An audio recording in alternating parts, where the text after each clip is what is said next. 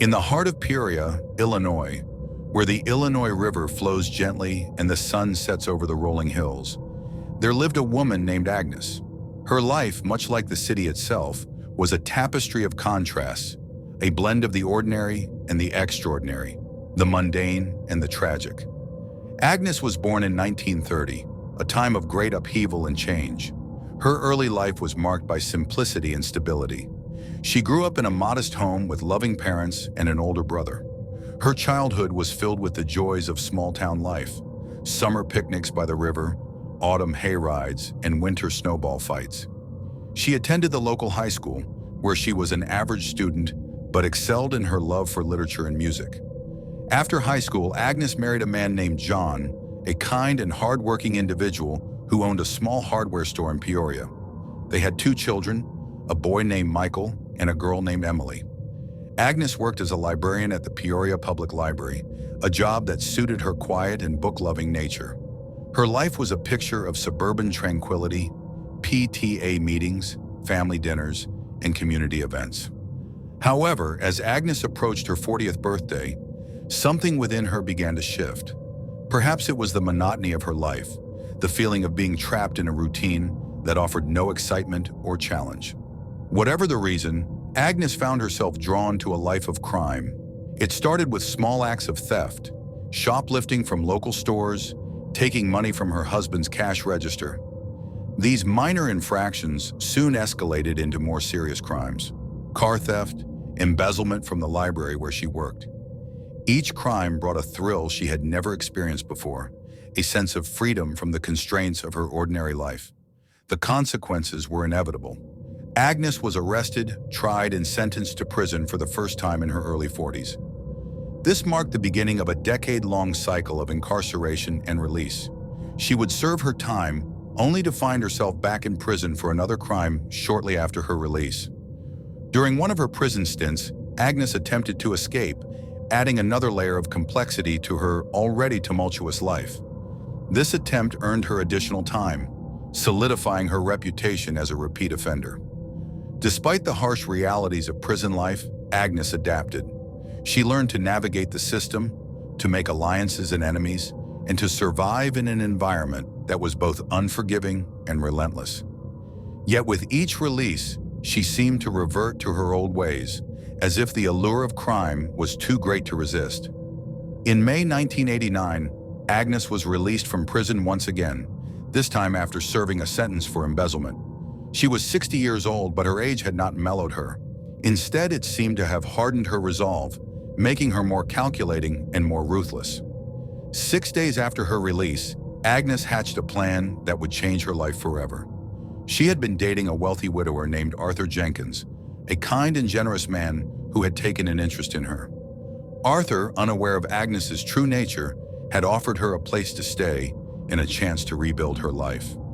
Agnes saw an opportunity too good to pass up. She promised her 22-year-old son, Michael, and his friend Mark, $14,000 to murder Arthur. The promise was simple. They would drug Arthur, suffocate him, and make it look like an accident. In return, Agnes would inherit Arthur's substantial estate, worth $788,000. The plan was executed with chilling precision. Michael and Mark, fueled by a mix of loyalty to their mother and the promise of easy money, carried out the deed. They drugged Arthur and suffocated him until he was lifeless.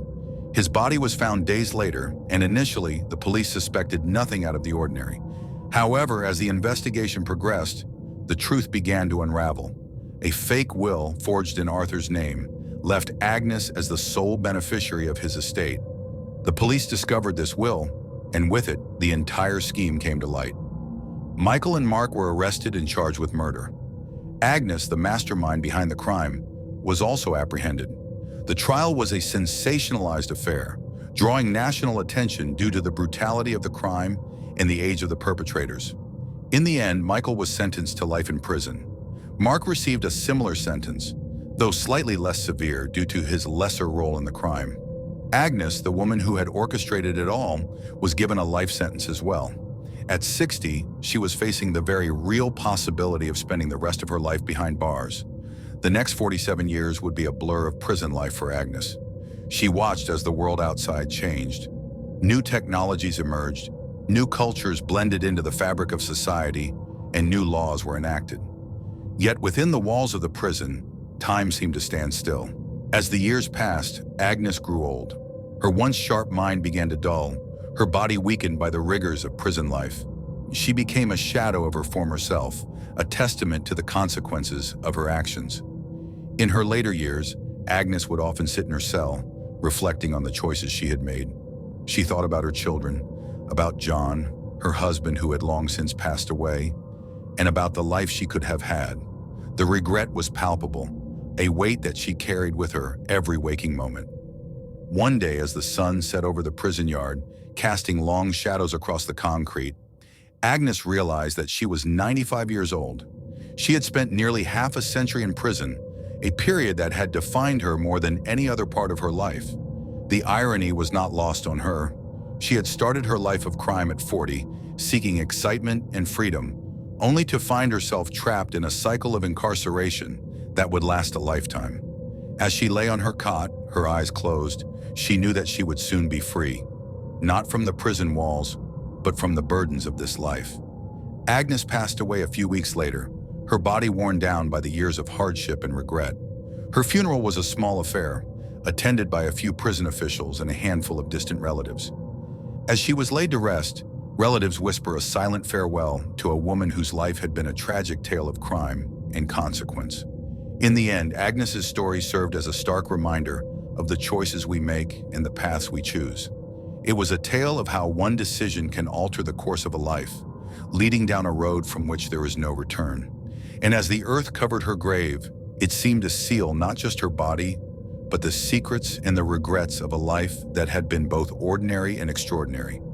A life that would forever be remembered as a cautionary tale of the destructive power of greed and the enduring weight of regret.